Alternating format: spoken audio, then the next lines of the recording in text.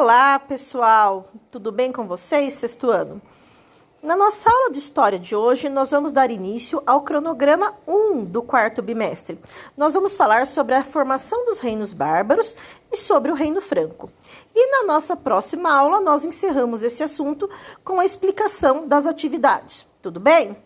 Bom, para a gente entender a formação dos reinos bárbaros, a gente tem que voltar lá no Império Romano e entender que o Império Romano estava enfrentando uma grave crise devido ao fim das conquistas, que levou à diminuição, no fluxo de riquezas, diminuição dos escravos, havia muitas disputas por poder e tudo isso fez com que o Império ficasse desestruturado. Os povos bárbaros, que eram os povos que viviam do lado de fora do Império, se aproveitaram dessa situação e invadiram o Império Romano. Quando os povos bárbaros invadiram o Império Romano, criou-se um clima de instabilidade, de medo, de incerteza, porque eles começaram a saquear, roubar, pôr fogo nas coisas, e as pessoas ficaram aterrorizadas. Então, as pessoas que viviam no Império Romano começaram a fugir para o campo, fugir para regiões distantes, regiões mais rurais, em busca de abrigo e proteção. Bom, já que eu disse que os bárbaros invadiram o Império Romano, a gente vai entender um pouquinho sobre quem eram os bárbaros. Os bárbaros, pessoal, eram povos, que muitos deles são conhecidos também como povos germanos, ou germânicos, e eles viviam do lado de fora do Império Romano, fora das fronteiras do Império, e não falavam nem o latim nem o grego. E esses povos se encaixam em vários grupos. Nós tínhamos os ostrogodos, os visigodos, os saxões, os eslavos, os hunos, os vikings, vários povos, alguns muito violentos, outros nem tanto.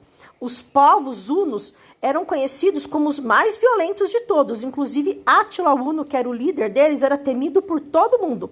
Tanto que aqui na apostila, logo em seguida, tem um general romano descrevendo como eram os hunos. Depois vocês dão uma lidinha, certo? Bom, e aí depois que os bárbaros, então, conseguiram invadir o Império Romano e as pessoas se aterrorizaram e fugiram, esses povos bárbaros tentaram formar reinos.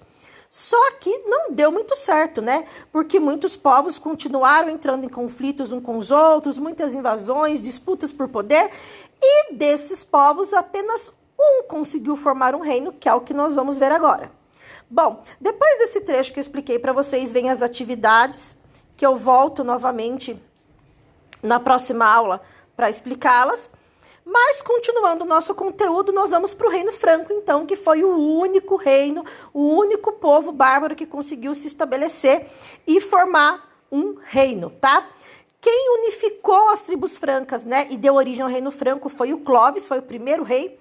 O Clovis, ele fez uma coisa muito importante que ajudou a que o Reino Franco se fortalecesse, que foi criar uma aliança com a Igreja Católica, tá? Depois do rei Clovis, vieram outros reis que não foram tão bons, Até que depois veio o Pipino Breve, e o filho do Pipino Breve, o Carlos Magno, foi o rei mais importante do Reino Franco. O Carlos Magno, pessoal, ele conseguiu expandir o império, ele conseguiu determinar a criação de impostos, abertura de estradas, criar uma administração muito boa para o Reino Franco. E ele conseguiu isso, lógico, graças à competência dele, mas também ao apoio da Igreja Católica, que ele conseguiu ampliar mais ainda. E por que era importante esse apoio, pessoal? Porque existia uma troca.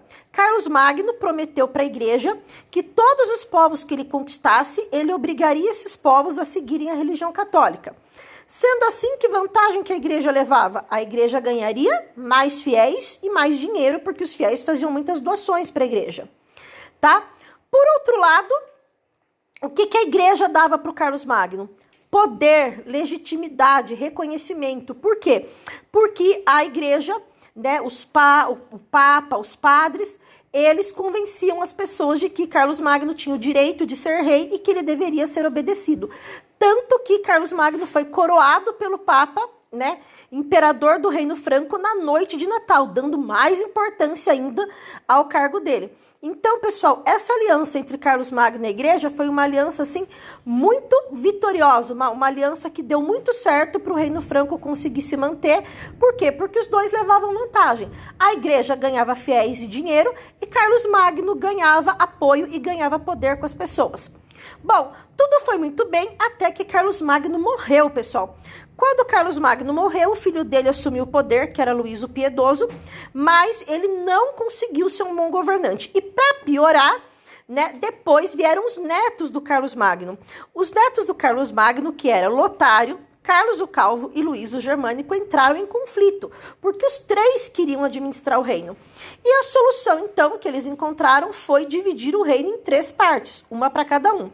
O problema foi que essa divisão foi acertada, recebeu o nome de Tratado de Verdun, mas isso enfraqueceu o reino e outros povos bárbaros que estavam do lado de fora das fronteiras aproveitaram e invadiram, né, o reino franco, enfraquecendo o reino. Certo, pessoal? Uma coisa importante também que eu quero citar é que o reino franco ele foi criado na região da Gália, onde hoje é a França, tá? Então, o reino franco deu origem à França. Certo, pessoal? Então, na próxima semana eu volto explicando as atividades e qualquer dúvida eu estou à disposição.